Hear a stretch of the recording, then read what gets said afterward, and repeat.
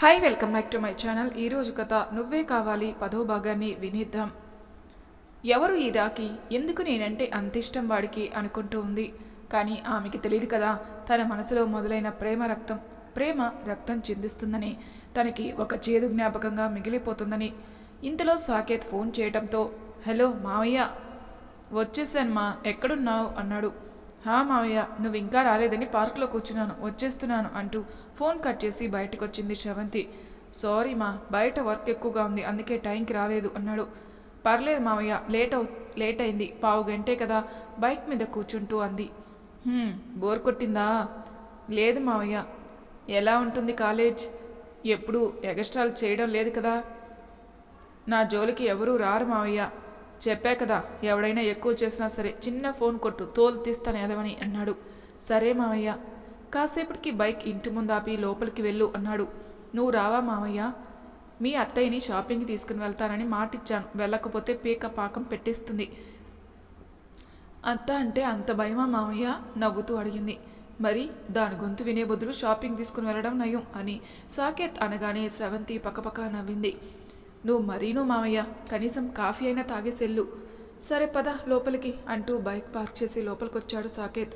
అమ్మా అమ్మా, ఇల్లంతా వెతుకుతూ పిలిచింది శ్రవంతి. ఏంటి అక్క లేదా? ఆనందంతో కాదు, కోరికతో అడిగాడు. అదే మావయ్య చూస్తున్నాను, వంటలు చేయడానికి వెళ్ళినట్టుంది, నువ్వు కూర్చో మావయ్య, నేను కాఫీ పెడతాను అన్నది. సరే అని సోఫాలో కూర్చున్నాడు. కిచెన్ రూమ్కి వచ్చిన శ్రవంతి కాఫీ పెట్టి బయటకు వచ్చింది. మావయ్య ఏంటి? కింద నుంచి పై వరకు శ్రవంతి అందాన్ని స్కాన్ చేస్తూ అన్నాడు. ఏమన్నా తింటావా? అభిమానంతో అడిగింది. తినాలనే ఉంది కానీ టైం లేదు, ఆమె అందాలను చూస్తూ అన్నాడు. సరే 2 minutes కాఫీ తెస్తాను అని చెప్పి కాఫీ కప్స్తో బయటకు వచ్చింది. తీసుకో మావయ్య అంటూ కాఫీ కప్ తీసుకుంటూ చూసి చూడనట్టుగా శ్రవంతి ఎదబాగానే చూశాడు. ఇంకేంటి మావయ్య విషయాలు అంటూ మరో సోఫాలో కూర్చొని కాఫీ సిప్ చేస్తూ అంది. అంతా మామూలే అంటూ నవ్వుతూ కాఫీ సిప్ చేస్తూ మాటలు కలిపాడు. సరే ఇంకా నేను వెళతాను, మార్నింగ్ రెడీగా ఉండు, కాలేజీకి తీసుకెళ్తాను అన్నాడు. సరే మావయ్య. అక్క వస్తే చెప్పు, వచ్చి వెళ్ళాలని బయటికి నడుస్తూ అన్నాడు. సరే మావయ్య అతని వెనకే నడుస్తూ అంది. కానీ సాకేత్కి మాత్రం వెళ్ళటం ఇష్టం లేదు. పైగా తను కోరుకున్న అమ్మాయి ఒంటరిగా ఇంట్లో ఉండేసరికి శ్రవంతిని పొందాలి అని అతని మనసు ఎంతగానో ఆరాటపడుతుంది. కానీ భార్య కోసం వెళ్ళక తప్పలేదు. సాకేత్ వెళ్ళగానే తలుపు వేసుకుని తన రూమ్కి వచ్చి టవల్ తీసుకుని పెరటి వైపు ఉన్న వాష్రూమ్కి వెళ్ళి ఫ్రెష్ అవి తన రూమ్కి వచ్చి బెడ్ మీద ఉన్న చాక్లెట్ రాకి ఫోన్ నెంబర్ చూసి నవ్వుకుంది. ఎంత అల్లరివాడు, ఎప్పుడు చూసినా నాతో గొడవ పడతాడు అనుకొని అతని మాటలు తలుచుకొని ఫోన్ నెంబర్ సేవ్ చేసుకుంది. అతను తన నడుము చుట్టూ చేయి వేయటం, ఎన్ని తిట్టినా కొట్టినా తనని రోజు కలవటానికి పార్కుకి రావడం శ్రవంతికి బాగా నచ్చింది. ఎందుకో వణుకుతున్న చేతులతో రాఖీకి ఫోన్ చేసి వెంటనే కట్ చేసి, చచ్చా నేనేంటి వాడికి ఫోన్ చేస్తున్నాను, టెన్షన్తో గోర్లు కొరుక్కొట్టు అనుకుంది. వెంటనే తన ఫోన్ రింగ్ అవింది. రాఖీ నెంబర్ నుంచి భయంతో కట్ చేసింది. ఏం చేయాలో తెలియక మరోసారి రింగ్ అవింది. సేమ్ కట్ చేసింది. ఒక్క రింగికే వీడి ఏంటి ఇన్నిసార్లు చేస్తున్నాడు, కొంపదీసి నా నెంబర్ వీడికి ముందే తెలుసా అనుకుంది. మళ్ళీ రాఖీ ఫోన్ చేయడంతో ఫోన్ లిఫ్ట్ చేసి హలో అని టెన్షన్లో ఆమెకి గొంతు తడారిపోయింది. నాకు తెలుసు నువ్వు ఫోన్ చేస్తావని నవ్వుతూ అన్నాడు. నా నెంబర్ నీకు ముందే తెలుసు కదా, నొసులు చిట్లించి అడిగింది. నీకెలా తెలుసు? ఆశ్చర్యంగా అడిగింది. మనసుంటే మార్గం ఉంటుంది బంగారం, నిజం చెప్పు, ఎలా తెలుసుకున్నావు నా నెంబర్? అన్నీ చెప్తారు, మరి ఏం చేస్తున్నావే అన్నాడు. ఏంటి వేనా?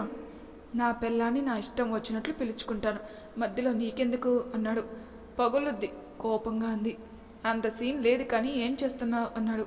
నీకెందుకు మెల్లగా అంది. ఏంటి ఫ్రెష్ అయ్యావా నవ్వుతూ. రాఖీ ఆ మాట అనగానే శ్రవంతి కోపంగా, లేదు కూర్చున్నాను, మాటలు మర్యాదగా రాని, లేదంటేనా? ఏం చేస్తావో చెప్పు. నీకు అసలు భయం లేదు, నిన్ను చూశాక భయం ఏంటి, నన్ను నేనే మర్చిపోయానే. ఆ మాటలో ఎంత ప్రేమ. ఆమె ఏమీ మాట్లాడలేదు. హలో ఉన్నావా అన్నాడు. చెప్పు అంటూ బెడ్ మీద కూర్చుంది. రేపు కాఫీ షాప్కి వస్తున్నావా అన్నాడు. రాను, అది చెప్పడానికే ఫోన్ చేశాను అంది. అంత లేదు కానీ రోజు బైక్ మీద నిన్ను తీసుకుని వస్తున్నాడు, వాడెవడు? ఏయ్ చూడు, తను మా మామయ్య, తనని ఏమన్నా అంటే ఊరుకోను. నువ్వు అలా బైక్ మీద రావటం నాకు నచ్చలేదు శ్రవంతి. రాఖీ చూడు, తను మా మామయ్య, చెప్పాలంటే నా తండ్రితో సమానం. చిన్నప్పటి నుంచి మమ్మల్ని ఆదుకోవటమే కాదు మా కష్టాల్లో కూడా మాకు తోడుగా ఉన్నాడు. ఇప్పుడు కూడా తన పిల్లల్ని ఎంతో కేరింగ్గా చూసుకుంటాడు, నన్ను అంత కేరింగ్గా చూసుకుంటాడు. అంతేకాని నువ్వు మా మావయ్యని తక్కువ చేసి మాట్లాడితే ఊరుకునేది లేదు అన్నది. నేను తక్కువ చేసి మాట్లాడడం లేదురా, తను ఎవరో నాకు తెలియదు కదా, అందుకే అలా అడిగాను. ఇకపై మీ మావయ్యని నిన్ను కాలేజ్ దగ్గర డ్రాప్ చేయొద్దని చెప్పు.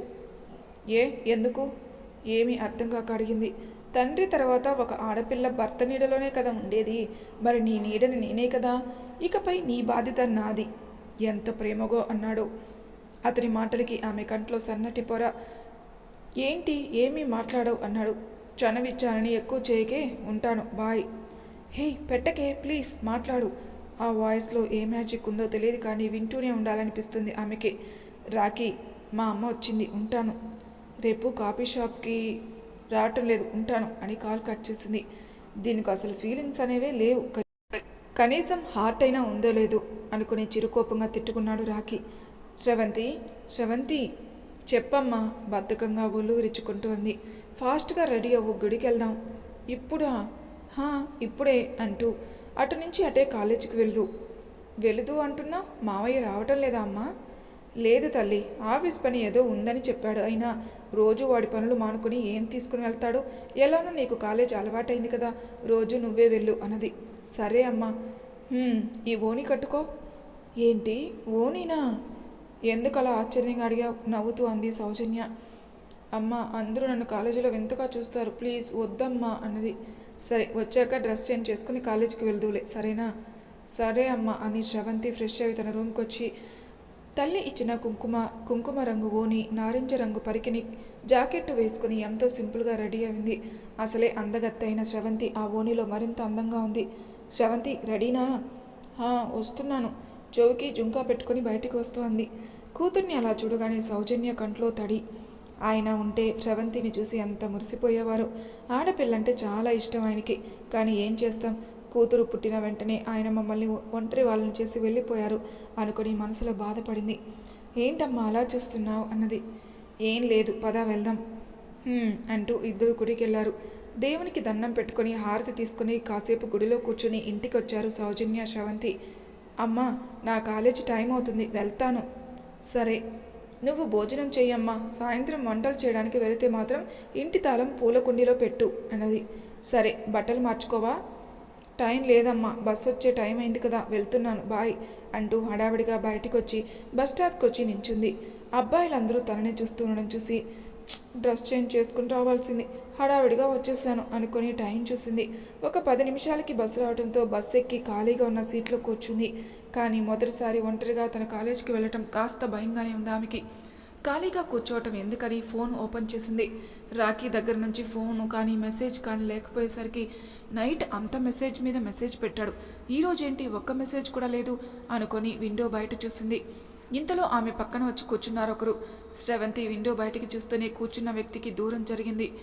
ఒక 2 నిమిషాలకి పక్కనున్న వ్యక్తి శ్రవంతికి మరింతగా అతుక్కునేలా జరిగేసరికి కోపంగా అతని వైపు చూసి రాఖీ అంటూ కళ్ళల్లో ఒక రకమైన మెరుపుతో పిలిచింది.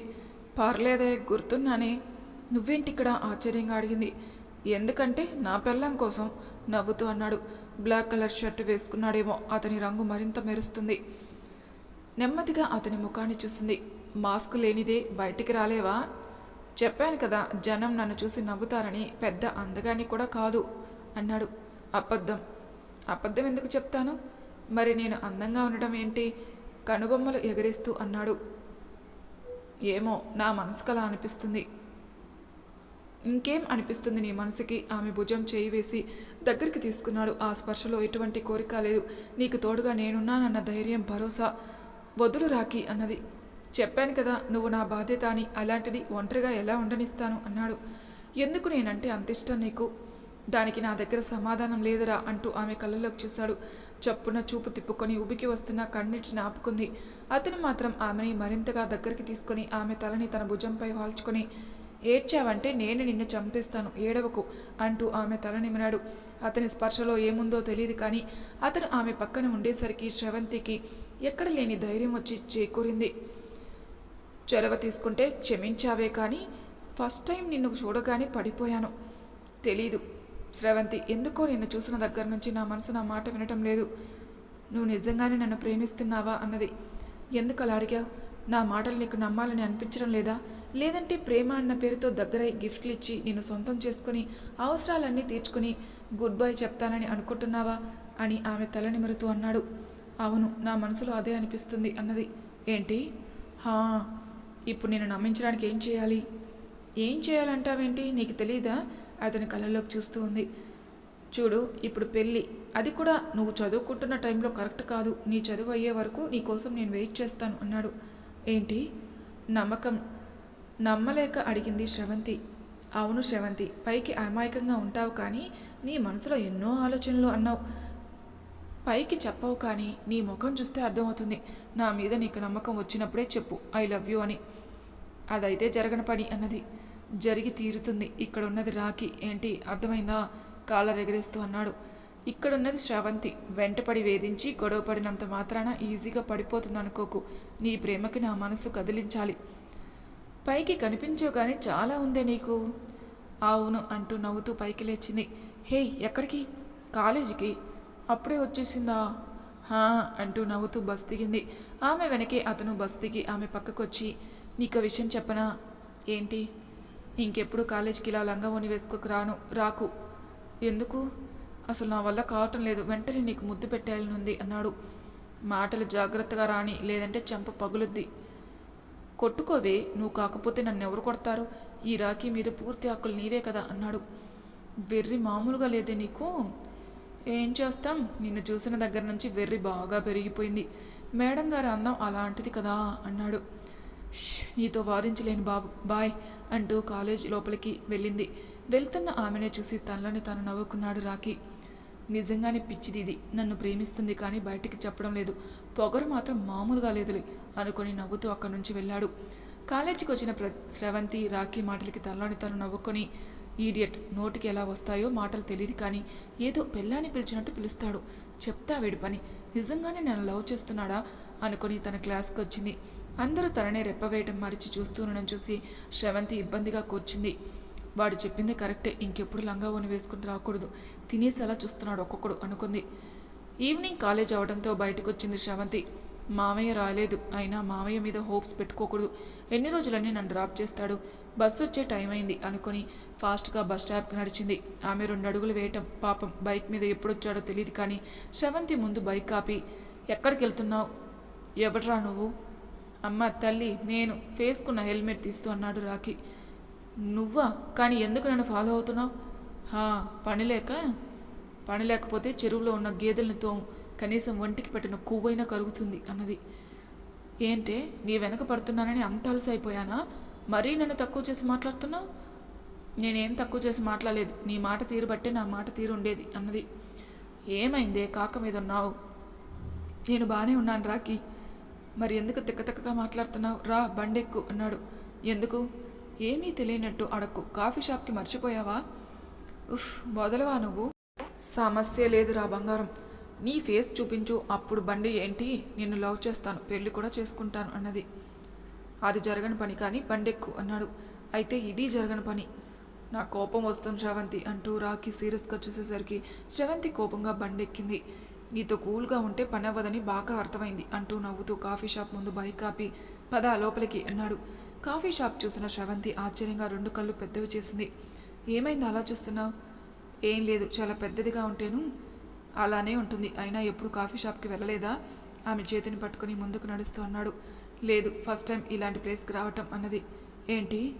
అవును, నేను చాలా మార్చాలి శ్రవంతి అన్నాడు. ఒకరు మారిస్తే మారిపోయే రకాన్ని అయితే నేను కాదు. ఒకరు చెప్పింది విని చేయటం కూడా నాకు అలవాటు లేదు. ఏంటో, ఒక్కో టైంలో ఒక్కోలా ఉంటావు. అప్పటికే కోపంగా మాట్లాడతావు, అంతలోనే శాంతంగా మాట్లాడతావు. ఎలా నిన్ను అర్థం చేసుకోవాలి అన్నాడు. నన్ను అర్థం చేసుకోవాలంటే చాలా కష్టం. చైర్లో కూర్చుంటూ కాఫీ షాప్ చూస్తూ అంది. వెయిటర్ రావడంతో 2 కాఫీ ఆర్డర్ చేసి శ్రవంతిని చూశాడు రాఖీ. ఏంటి అలా చూస్తున్నావు? నిన్ను నేను చూడకపోతే ఎవరు చూస్తారు? Rakhi, I love you Sravanthi అన్నాడు. పిచ్చి వేషాలు వేయకు రాఖీ. నా గురించి ఏం తెలుసని లవ్ అంటున్నావు?